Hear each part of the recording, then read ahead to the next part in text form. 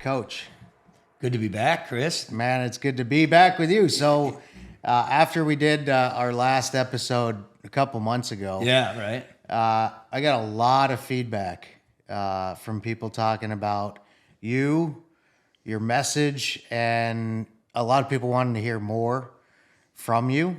And I think it's true with a guy like you, it takes a lot more than an hour to really get in there and understand how you are, how you've become the man you are, and the leader that you are, and how you've inspired so many people throughout the decades.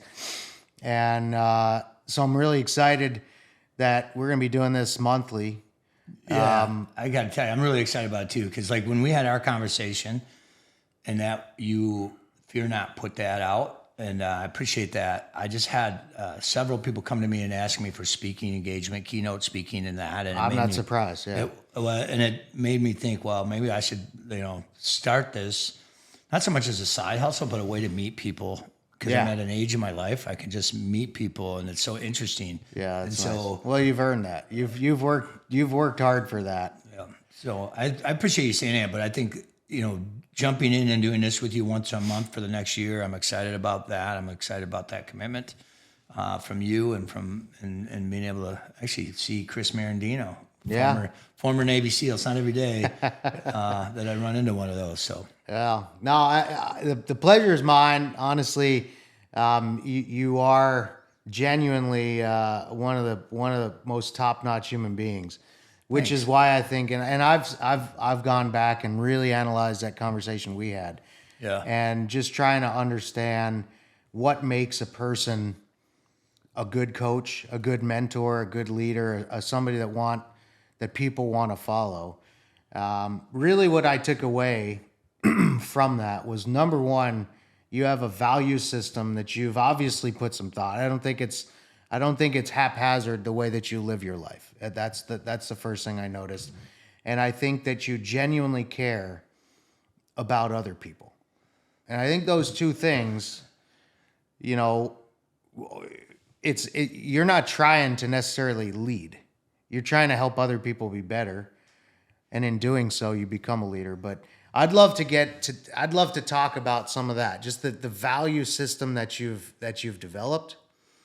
And again, maybe for you it's secondhand, or second nature.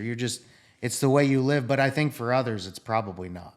Well, I think the big part of that is just I was fortunate to be raised in a large family, and you get to see a lot of things. Where were you in the order? I was 4 out of 6. So pretty much in the middle. Yeah, and then the next youngest was our only sister. Wow. So the beating stopped with me, so to speak, because she was pretty much hands off no matter what. I bet the beatings continued with all her boyfriends, because she had a lot of older brothers. I don't know. But then my little brother was significantly younger, so when I beat on him, I didn't it wasn't as fun. But no, and so a lot of that comes from, and then, there's a lot of mistakes made that you go through and you evaluate. And I've always, being in the profession of coaching and teaching is I had a lot of really great teachers and coaches in my lifetime. And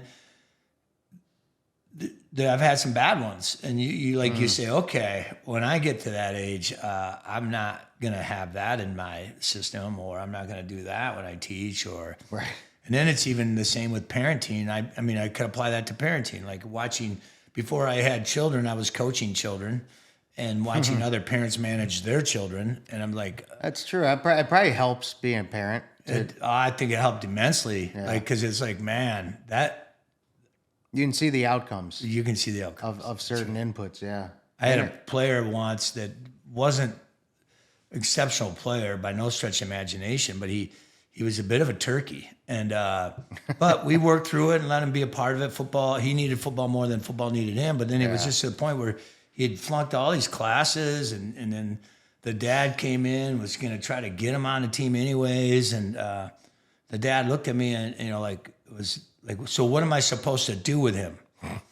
And I remember just looking back at him, and I was 26 years old at the time, 25, and I just said, you should have been asking yourself that question Yeah. 15 years ago. Right. You know, it's kind of late now, you know, so, but he didn't like that response. I'm not sure if that was probably the right time or the place to do that, but it ended the conversation.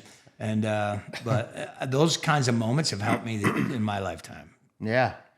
So with regards to the values, as we talk about, and I have a shirt that you gave me that says noetic excellence. Yeah. What does that mean exactly? Well, it's a word that is basically a term that has to do with intellect, right? So it's about intelligence, intellect. Anything could be bad, could be good, all right? So we want noetic excellence.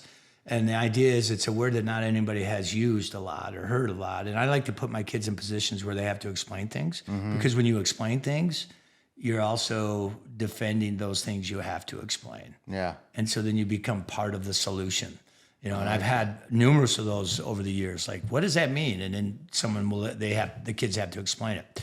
44-41. What does that mean on your shirt? 44 brothers for one goal. We're a family, you know, that, all those things. So I always try to come up with those where the kids have to, and then, so noetic excellence basically is emotional and intellectual intelligence, and we're trying to strive to be the best people that we can be, and how we respond to people, how we treat people, and then in the classroom as well. So that's pretty cool.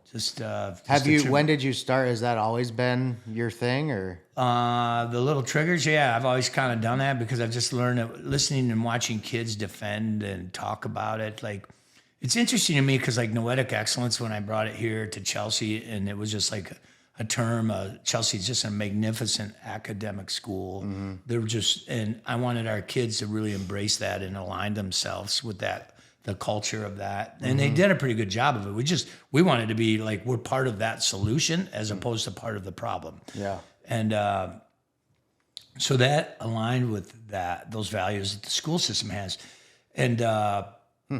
And it's okay. You know, I like the kids have to talk about it, because now, you know, and then you had people that thinking that NOE and Noel, they're thinking, you know, and it's like, I didn't, you know, it's just idea of being noetically excellent is. Well, you're right though, because then just by learning the word, now you're one, you're part of something, but two, you have to sort of like internalize that a lot more.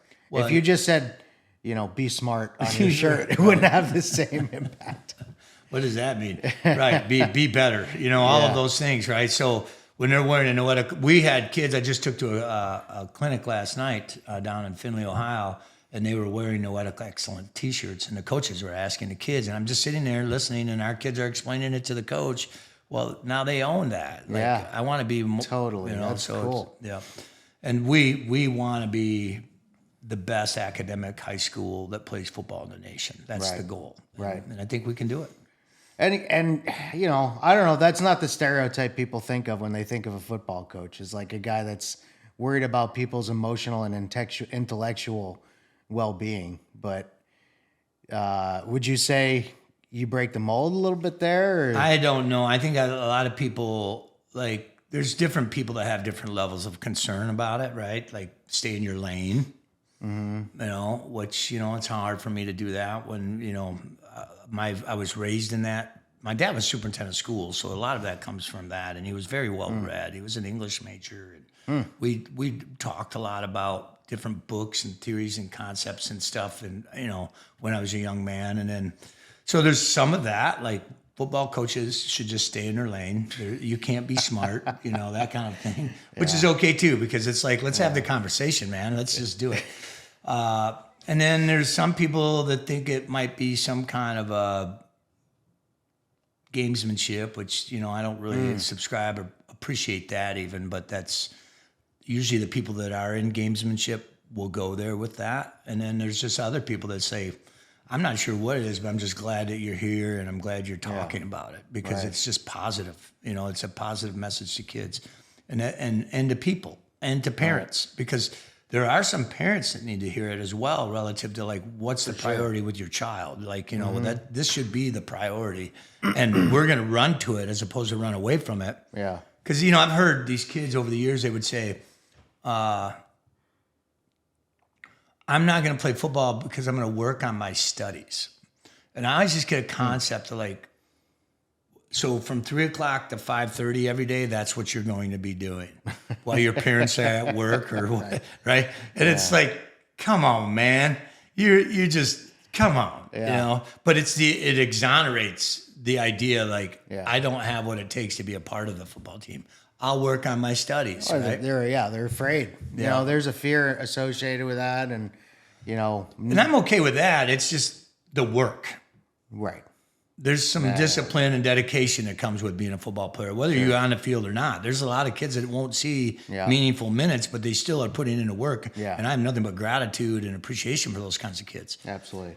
But they just can't do the work or the discipline, so they're gonna, you know, my trump cards, I'm going to go home and study. Okay, good luck to you, right? Yeah. And so if our football team shows that we have more value, we have higher academic overall academic success than kids who don't play football, then what's the conversation?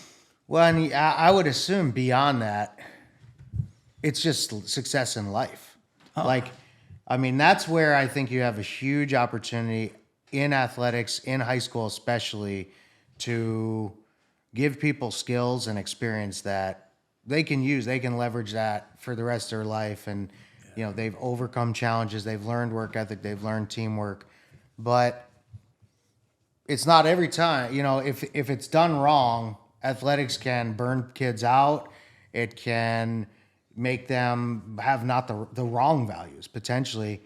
And so, you know, sometimes it's done right, sometimes it's done wrong, but done right, the way that you do it, I think kids end up with lifelong skill sets. And I know that you've talked to me about a few examples of guys that have played for you that have done some pretty cool things. We've had both on the field and off. Yeah, so today we're going to talk about my 3 Spartan arrows, which... I noticed your Sparty green there. Yeah, well, this is a shameless plug because my daughter's in med school for MSU, and excellent. My wife graduated from MSU, and my brother coached wrestling there, and my little brother wrestled there, and... wow. Yeah, but... My dad took me to a U of M game when I was 7 years old. So I'm not a hater by no stretch of imagination. And when we moved to Lowell, I became such a MSU guy. Yeah. I believe in everything MSU, but man, I still, I don't know what that 7-year-old child of me still kind of roots for U of M. But I like, my wife can't cheer anything U of M. You know, I took her to a U of M Spartan game this year, and the guy that got us the tickets, but she still had to wear her Spartan hat. I'm like, this might be disrespectful, but she didn't care. She's going to wear her Spartan hat. So, but yeah, I have a conversation that I'll have, and I've had at camps a lot with my younger players, especially towards the end at Lowell. I had 3 boys that have incredible journey playing football at MSU that all kind of had their own message about items getting to the other side, but just very impressive. And all 3 boys in general came from Spartan families, had brothers that played for me, had deep ties to the university. Yeah. And for whatever it takes, they got there and they found a journey and just had unparalleled success, more maybe than they thought they would have had, or overcame odds. But they were all just amazing men, and they are amazing men today. Yeah. And so the first one for me was Jeff McPherson. And you may remember the name or not. I don't know how much involved, but Jeff McPherson's uncle at the time was the president of the university. And Peter McPherson. Peter McPherson was a graduate of Lowell's High School. And his brother, Mac McPherson, lived in Lowell. And Mac and Pinky were Jeff's parents. And Jeff's older brother, Billy, he played football for me and went to MSU. Jeff played on our 2002 state title team and then the 2003 team, and then went to MSU and walked on. And he wasn't he was a really good high school football player, but wasn't a Division I player at the time. But he was going to be a Spartan. There's no way of hey, you know, I'm going to go there and I like football. I'm going to go lift. I'm going to go prepare. Yep. And at the time, there was a gentleman by the name of John L. Williams that was coaching the team. spread guy, like so throw the ball around, like to throw the ball, and so Jeff played defense. And an interesting thing about all these boys, and if you go look at their bios, they all won like scout team player, they all won perseverance awards, they all won bounce back player, whatever. All those awards that you would rather have your child win than some of the other ones, you know. If you look at their MSU bios, but then. So they made a switch to Mark D'Antonio, which I just think is one of the greatest coaches in the game, history of the game, just because the way he goes about it. He's a great mentor. We end up becoming pretty close during the tenure of his time there. And actually, I almost became a diehard because of him. But he was fun to watch coach and fun to watch go about his business. Yeah. He came in, and he was kind of a downhill, I'm going to punch you in the face. Anybody that's watched any of that. And so there was a boy by the name of Andrew Hawken and Jeff McPherson that he had asked, why don't you guys come over and play fullback? I don't have a fullback.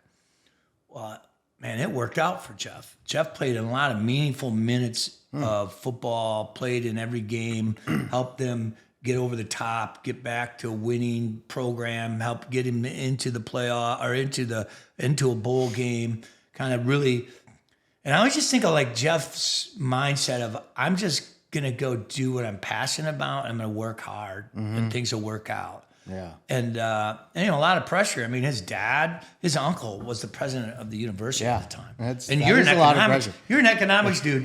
When he stepped down at MSU, they put him in charge, his uncle in charge of the Iraqi economy. He was the one that went and rebuilt that. So if you look that up, so it's interesting. It is, and just a great family. There's a McPherson Road in Lowell. This family lives on, so they're deep rooted in Lowell. Yeah. But like that lesson of just work hard, prepare, and so when there's no guarantee the opportunity will present itself, but if it does present itself, you might be in a position. Yeah. And then he ended up being put on scholarship and played, and they had all these amazing minutes. And it was so much fun to go watch him play. And that's that whole lesson us football coaches like to teach is you can not prepare at all. An opportunity may present itself, and I can guarantee you won't get that opportunity. But you can prepare. Yeah. And there's no guarantee the opportunity won't show up. Yep. But if it does and you're prepared, then you can have that opportunity. Yep. And that's the whole just putting yourself in position by showing up every day. And that's my Jeff McPherson story. Is man. You see that a lot. Sorry to jump in, but like you see it a lot where, and even people that are become big stars, and talk about Michael Jordan and Tom Brady. It's really work ethic that separates people. Very few people. There are people that seem to be innately talented, and I almost feel like that's a curse because they don't have the longevity. Because the longevity comes from being resilient, and it's a great word. Oh yeah, resilient is my favorite word that there is. It is the only thing that actually matters. Is resiliency, because you are going to get knocked down. You are going to fail. You're going to have all kinds of challenges. If you can't come back, doesn't matter how talented you are or were or will be, that's the resiliency. And those resilient people succeed in the long term. That's right. Every time. Because of what you said, like those opportunities do arise in life. Now, when you're talking about athletics, you have a window, right? So maybe the opportunity doesn't arise. But in life in general, opportunities do come. They always will. You just have to have enough time to get them. And when they arrive, you have to be ready for them. And if you're not resilient, and I love, like the work ethic thing is the one thing that, again, it's so good to learn from athletics as a young person. But it is the one thing that you can really benefit from is learning how to be resilient and put in the work. And that's that's, for a guy that was, whatever, decent, if call him or whatever, to go on and just put himself in that position and work his ass off to get there. Understanding that he was a really good high school player. It's just Sure. there's only so many opportunities in Division I football. Right. And, yeah. It's a funnel. He could have played a lot more football in his first couple of years of college had he gone to a smaller school. Right. But that's not what he was going to do. Yeah. And I don't know if even if his family and everybody said he had a choice, I'm not sure he did. Right? So yeah, it's a neat family, just neat all the way around. So Do you know what he does now? he's working in Grand Rapids. Oh, nice. So Yeah. Very cool. yeah. So the next boy that comes along, and it kind of overlapped that, was probably the best player that I've ever coached as far as position player and all that. I got my thoughts on different things, and he's the greatest person, is Keith Nickel. So Keith's mom is a Spartan grad, and his little brother ended up going and playing football for MSU too as a walk-on. But Keith was like one of the most highly regarded quarterbacks to come out of the nation, out of his class in the nation. He was an elite, this thing they call Elite 11. He was one of the few players ever from Michigan to be a part of that. Wow. And was recruited big time. And that's an opportunity. Like we got to meet Coach Nussmeier, was the quarterback coach at the time, was now the quarterback coach of the Cowboys. His son is the quarterback at LSU right now for Brian Kelly, who's early preseason Heisman Trophy winner. Wow. And then Coach McElwain, who was at Florida for a while, just retired from CMU, was the receivers coach at the time. And he had committed early to MSU.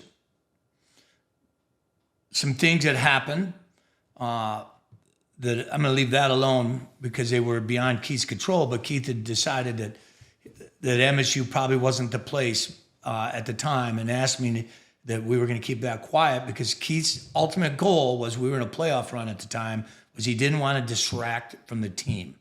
And the bigger picture outside of the high school program is there's just no way to contain that, right? And Keith's leadership skill, all of that is like, he had made a change at the time before, and Mark D'Antonio then got hired after this change was made. So there was all of this that was going on in Keith's world. And Keith had chose to go to Oklahoma. Keith went to Oklahoma and battled a kid by the name of Sam Bradford for the starting position. And they shared reps for a year. Really? Yeah. Wow. And then Keith had decided, well, they had made a commitment. And the quarterback, there's only so many rooms at the end, right? Like it's not like swapping in D tackles and whatever. You're in a rhythm. So he said he wanted to come back in MSU. This is the kind of man that Mark Antonio is. He sat down with Keith, open arm, I'm coming back. And with him returning to MSU, this is kind of interesting side bit, Nick Foles was on the roster at MSU. Really? And he left and went to Arizona at the time. Sam Bradford, Nick Foles. And so now he's going to compete against, after a year, sitting behind Brian Hoyer, he's going to compete against Kirk Cousins for the starting position. Jeez. Yeah, no, that's like... Yeah, that's rarefied air. Rarefied air. And so he's going through all of this. And the whole time, Keith himself, 100% dignified person. One of the most dignified, decent people I've ever been around. He's made me want to be better, just being around him. Finally comes off, they had to sit out the year back then, transfer-wise. Spends a year competing with Kirk for the starting job. Gets an elbow injury. Kirk, pulls ahead in that category. It's going to be Kirk's job. He moves to receiver. The most positive human being I've ever met in my life. Gets pulled into a game. Was he tall? Yeah, 6 foot enough. 6 foot. He's taller than me. Yeah. Dang. 6'2", 6'3", but a very athletic kid. Could jump through a gym. I remember when he was in ninth grade, and he was still kind of gangly. He was my ninth grade starting quarterback, and he won a state title in 2004 as a 10th grade starter for us. And I had a senior that thought he might have wanted to been a quarterback, ended up staying a receiver. And we were in gym class, and he did a standing broad jump of 118 inches, which is 9 foot 10 inches for a ninth grade kid. Oh yeah. And I thought he took a sidestep or something trying to impress the football coach. I was like, you do that again. He did it again. I was like, okay, I got to stand behind you and watch so I can see the whole thing, And I was like, wow, maybe he can do this, And then we went down. He has never taken a varsity snap. And we had a receiver that was being recruited by Louisville. So we went to the Louisville 7-on-7. And within 3 games down there, it was offered by 3 different Division I schools. Has never taken a varsity snap. Wow. So that's the kind of talent this kid had. Yeah. Keith had, still has probably. It'd be fun to have him sling a football. But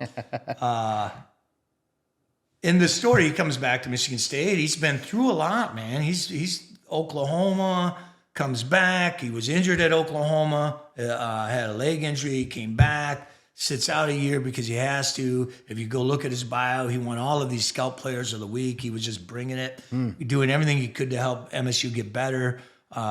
Then he competes against Kirk the next year. There's an injury at Illinois. There's all of these things that happen, and then he moves to receiver. Never once in that time had Keith ever claimed victim.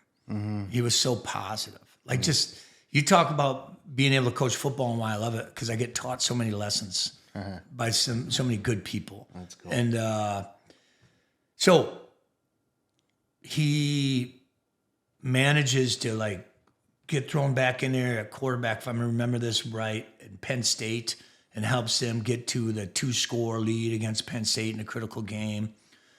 But Keith's positivity of just showing up every day and staying positive and being Mr. Positive Energy guy, these kids loved him.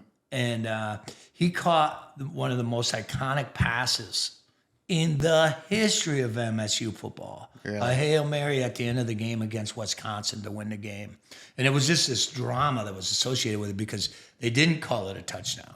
But he caught the ball and it ricocheted, and he had these 3 bodies draped on him, and he's just so big and powerful, Chris. He bullies his way in, and there's some question on whether he broke the line of scrimmage or not. And to be honest with you, there's no doubt in my mind he broke the line of scrimmage. But at that time, these officials in replay, they sometimes just didn't have the courage to do the right thing. Really? And they called it a touchdown, and Spartan Stadium erupted. It was like this moment.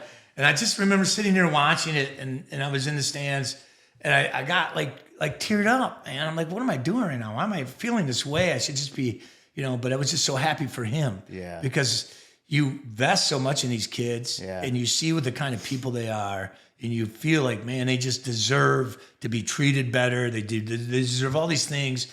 And it's the kids that act the best in a lot of cases, right? Yeah.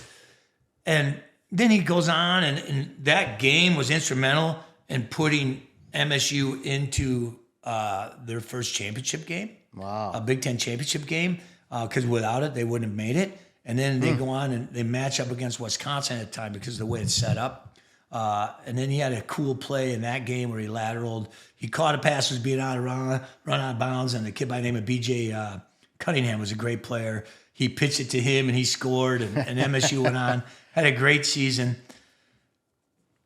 And so when I say the 3 Sparty story, I have this your word, resilience of but being prepared and opportunity was there for Jeff. Mm-hmm. With Keith, it's just the positivity. Yeah. Just being, nobody was gonna take his joy away from him. Yeah. He determined himself, this is the way I am. And the thing is with him, it's real now. Right. He is one of the most successful up and coming finance guys in the business.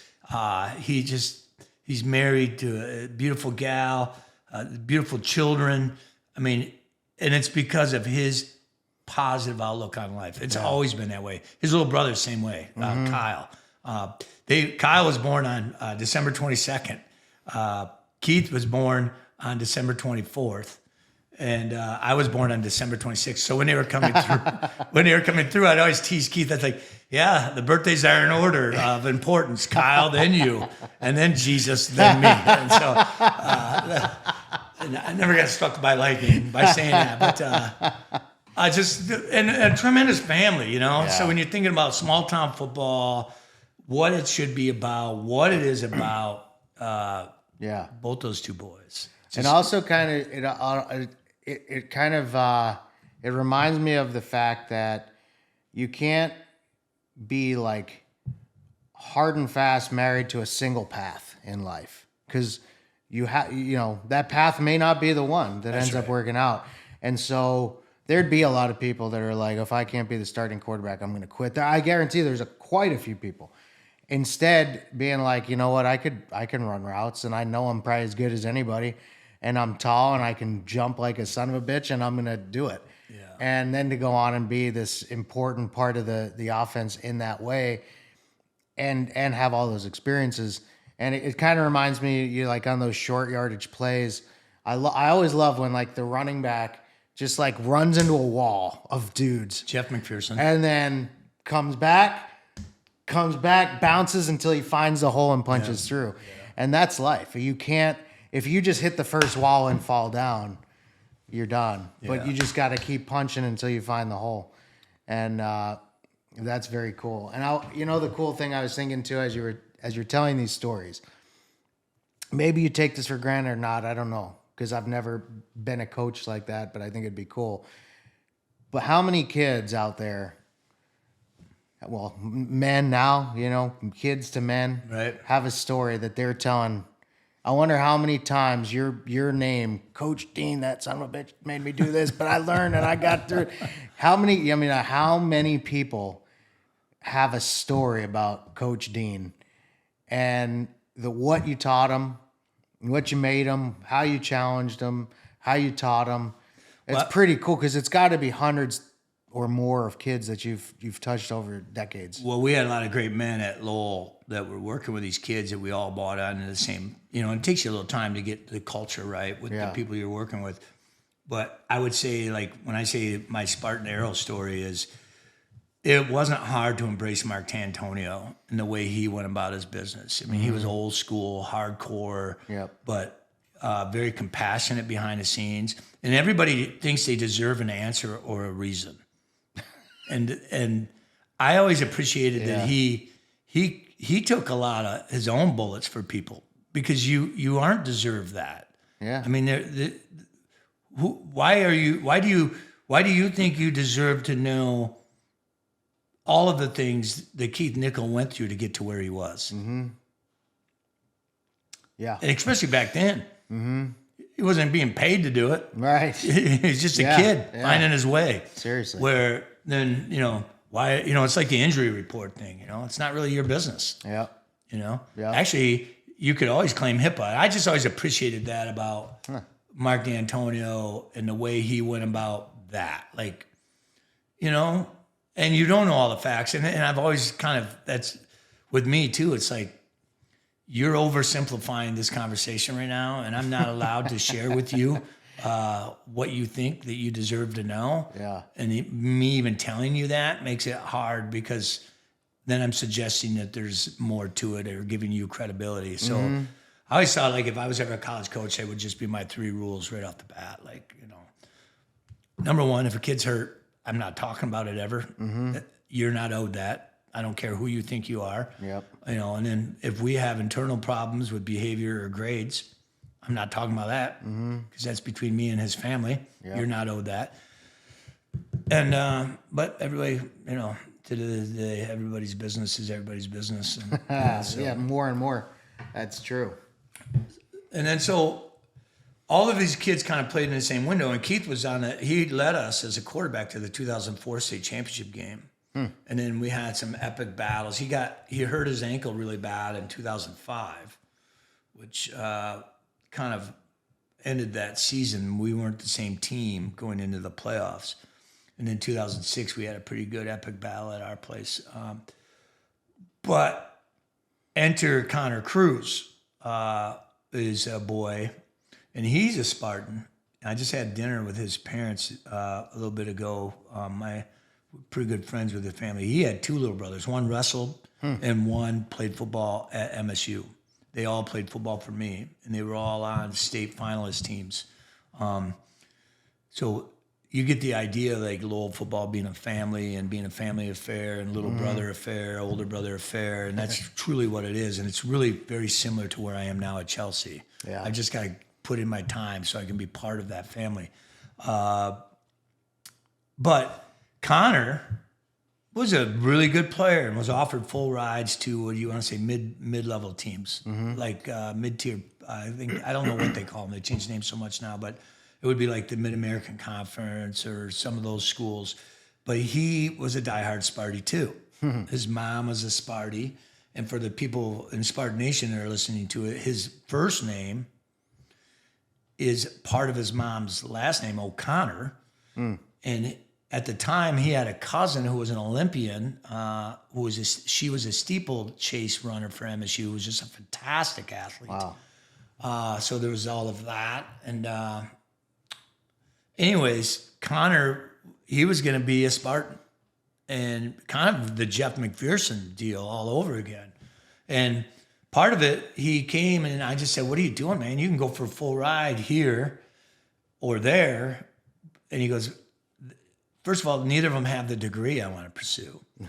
and which was good. Yeah. Good answer. Yeah. And I just want to, this is where I want to be. So he goes there, straight out of the gate, hurts his knee his freshman year, has to have surgery. So he's a redshirt offensive lineman when he should be developing. That's the year you develop those offensive linemen 2 or 3. And at the time they had a coach, offensive line coach, I just think the world of is Mark Staten. Just good dude. And he was there with all these offensive linemen that some of them were playing in the league, maybe still are. And he came through with that group and just showed up every day and just did the same thing and was Mr. Positivity, but he knew where he wanted to be.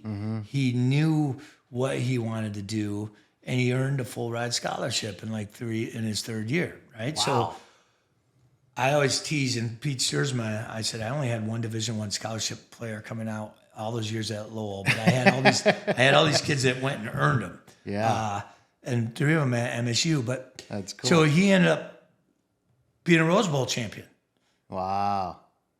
Like the first one since when Jill and I were in college, 86, 87. She was at MSU at the time, and I was at a neighboring school and playing football at Olivet College. And it was just like this amazing, just watching him be a part of that. Yeah. And I remember at the end of, he's got his 2 little brothers too. I should add this to the story. We're very athletic kids. So when I first met Connor, and he was playing for me, they would come to my camp and they looked like twins at the time, the 2 little ones. Yeah, we're athletes. We're not like our brother. That kind of, yeah. And, but the funny thing is Connor, they ran a play that was meant for his teammate. They got hurt. It was a jet sweep to an offensive lineman or fake or reverse. And Connor got to run it and he picked up 1 yard.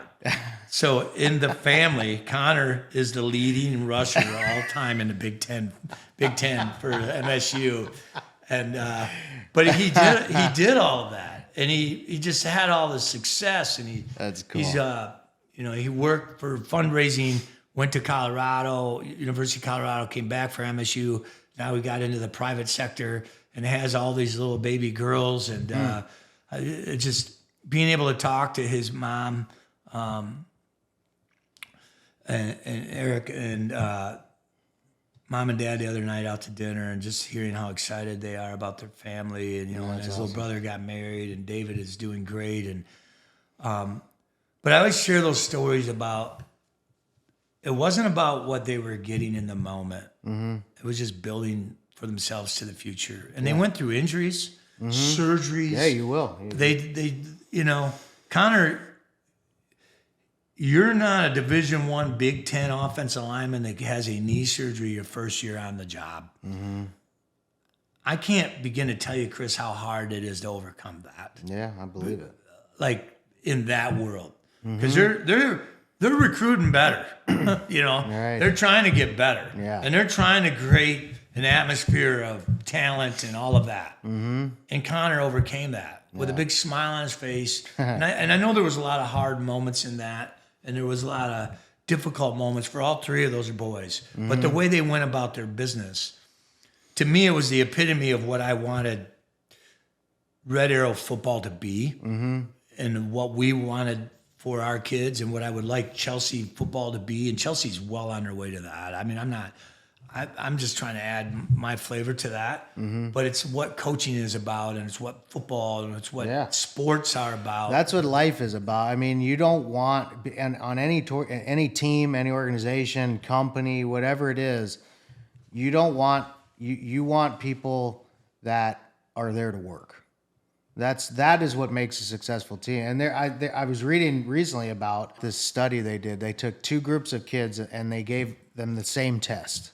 Yep. And so the first group of kids, when they finished the test, they praised these kids on how smart they were. And, oh, you did such a great job. You're so smart. I'm so proud of you. The second group of kids, they praised them on how hard they worked on the test.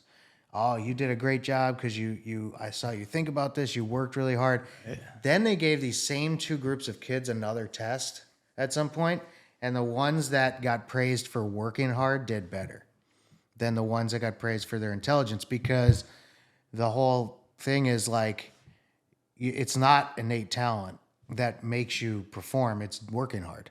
And just the way that you actually praise people can influence how successful they are. So again, it's that curse. If you're just like this brilliant, gifted athlete, now, I mean, I guess it's not to say all gifted athletes don't work hard. Like, that's when you really are probably something.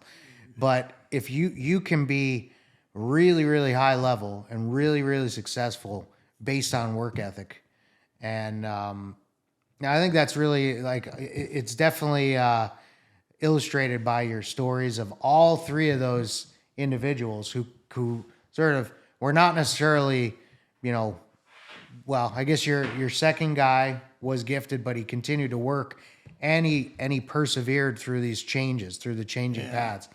And other guys that have just they're good, but they became great, and they got themselves into great experiences because of work ethic. Interesting how much more those experiences have made their lives so much better too, right? Yeah. And even with Keith, because Keith, I was kid because his little brother was a pretty good quarterback for me too, but that's not necessarily Keith. And Keith would always say to him, just do this, just do that. And then he'd walk away and I'd say, Kyle, don't ever listen to him, because he doesn't even understand why he does half of what he does. He can do things you and I cannot do, Kyle. Right. So, but he still worked. That's the crazy thing. No doubt. I have more probably unspoken gratitude for him than he'll ever know. I don't even know how to put it in words. He's just, because when you have that talent too, it's almost unfair that you have that kind of talent, because people put you in a place that you didn't necessarily ask to be. Yeah, that's true. There's an expectation suddenly. And he still showed up every day. I mean, he was the hardest. I can't say he was the hardest working kid, because there's so many kids that work so hard, and the backhand of that. So I always just say he was as hard working as any of the hardest working kids I ever had. Mm-hmm. And he was right there. He would be on, there's all these kids at this level that were up here, and he's one of those kids. And he embraced it. He dealt with it. He was on a public scene. Yeah. Kind of popped when the social media was just out of control with idiocy and judgment without, discerning the truth. Nobody discerns the truth anymore. They don't care. They just post first and ask questions later. They see a headline and burn the village. And it's like, wow. Yep. And just have a lot of respect for that, because he just kept showing up. You show me a quote where he had one negative thing to say publicly. Yeah. Right. I don't think you could find one. He's just a good person, and his children and his wife will benefit from some of the struggle. Like, what if it would have just all worked out for him? Yeah. Like, that's the one thing that I've learned at my age is, like, what if it would have just all worked out for me? Yeah, it's true. I mean, that's the reality of that. Like, learning from those moments have helped me be a better father, be a better husband, be a better sibling, hopefully be a better coach, better all of those things, that if it would have just been easy. I think about that all the time. I mean, I've thought about that even in business. I mean, if your first idea, it works, I think you're doomed. I feel bad for you because you didn't learn how to pivot and recover, figure it out. It's just dumb luck if you really succeed like that on the very first time with no real effort. And it happens, and people see that, and maybe it looks tempting, like, oh, I wish that happened to me, but the reality is you don't get to build your resilience that way. Resilience is practice, and yeah, it's true. Do you have certain, like, what's your value system that you talk to kids about? Do you have, like, I guess, a plan like in your mind, or do you just sort of live the way you live and they kind of get it through osmosis, or do you have like a specific codified, like, this is how we're gonna live? I don't think like it's hard, fast. Like, I don't like it to come off as like rules and that. I mean, and I guess the best way I would say it would be more like how I raise my own children is how I want to coach players, because I need them to understand it. And when there's understanding of it, then it just becomes easy. Like, what did you think the goal was when you did that, right? Yeah. And if they can think like that, they're going to do less bad things and less dumb things and less non-thought out things, hopefully, right? So in reality, and I think we talked a little bit about this on the last podcast, is I've kind of narrowed it down to, so the message can't be mixed up, is we have 4 core values. And I've called them arrows at Lowell, and I called them tridents when I was down south at the Blue Devils, and now I call them dog bones here at Chelsea. And it's just, these are our 4 things we're really going to focus on, and just because it's going to, in the end game, you're just going to end up being a better dude. Yeah. And the one is academics. How do we go about our academics? Mm-hmm. And now that doesn't mean we're all going to be straight A students. The goal is to be straight A students, but if you fall short with a B plus in one of your classes, wow, and you used to be a C student, we've done the intention of that. And also, when you're talking about academics to kids, it's non-transactional. If Chris is going to shoot for all A's and coach cares about Chris shooting for all A's, nowhere in there am I saying Chris block somebody, tackle somebody, or score a touchdown for coach. Mm-hmm. Mm-hmm. Chris walks away from that thinking, and it's the right thing to do. Right. Yeah. Right. That's what they don't build the schools to play football.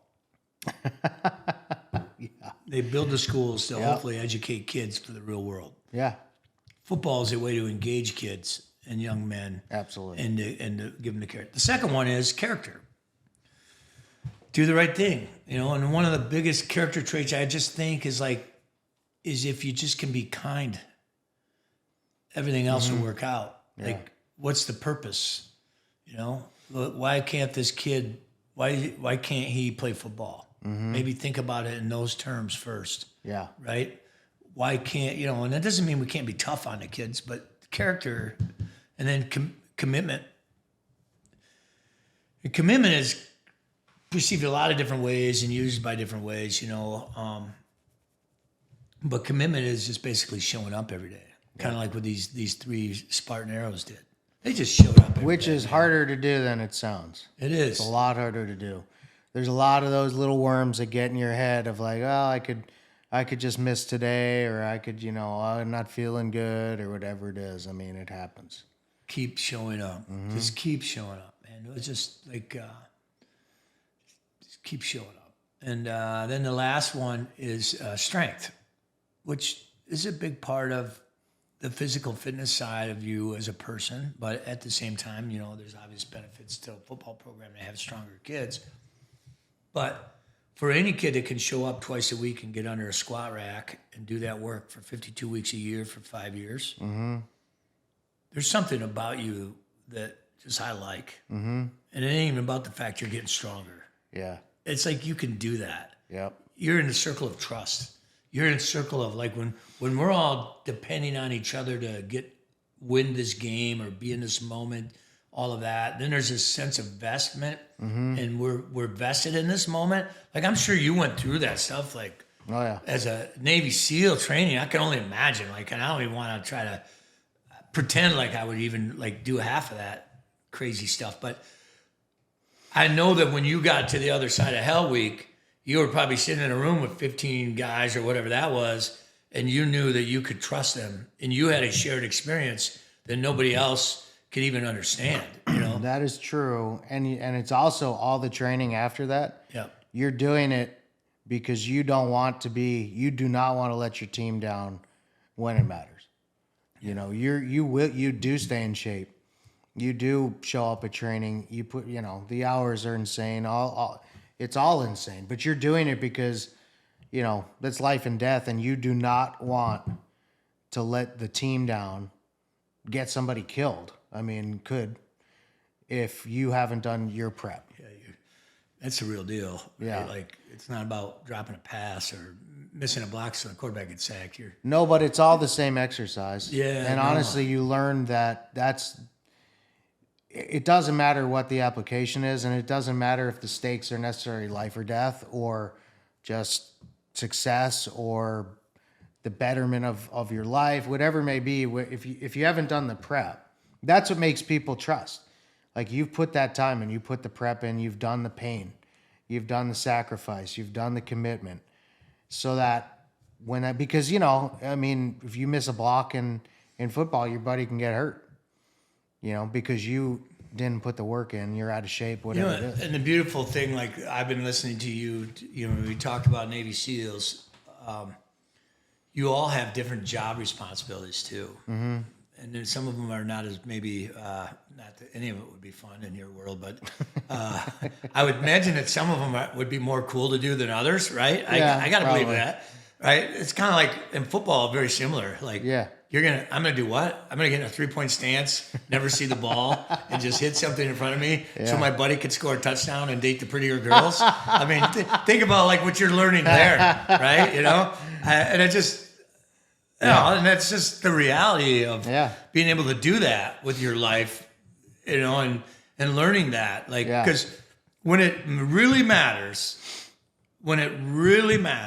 and is, there's no going back when you have children, and there's no going back when you have a wife, in my opinion. I agree. And like, I agree. And you end up doing a lot of stuff you could never believe that you would end up doing, because it's just unconditional love. Yeah. And if I didn't play football or coach football or go or wrestle or go through sports, there was nothing I learned in a math class that would have prepared me for those moments. No, it's true. And nothing I learned in a English class. Now, those things are more important as well, but I learned those things that taught me gumption, taught me showing up, all of those. Like, I like to say the Aristotle thing, you know, you can't live your best life unless you live your most virtuous life. And whatever your virtues are, whatever you put in your top 5 bucket list, if you can't live with those virtues intact, you will never, you may get a 7 on the scale of happiness or joy, but that's all you're going to max out in, because you know that these 5 things, you didn't live up to them. And you know it. I think that's the key. Yes. Nobody's going to, when you go to sleep at night, you will know whether you lived up to your own standard or not. Your virtue, and it is not easy to live up to your own standard. And it is so easy to justify in your head, why did I skip this workout? Why did I not, do this thing? Why did I not live up to my own standard? You're setting it and you're still not living up to it.